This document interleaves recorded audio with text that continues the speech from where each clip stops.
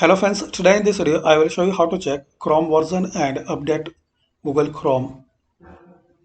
So firstly open Chrome browser.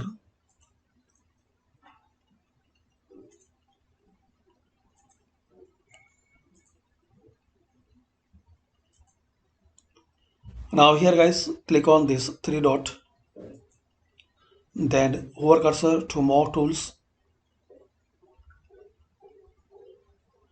then click on settings.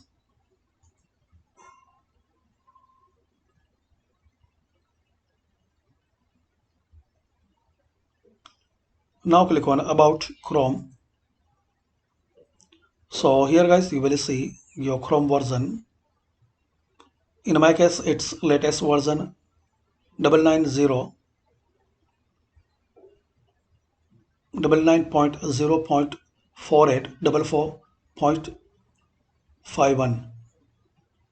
So if you are using old version, so here you will get box for updating your Chrome browser.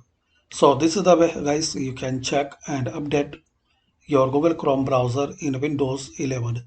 Thanks for watching and please comment this video useful for you or not, and please share, like and subscribe this channel for more useful videos.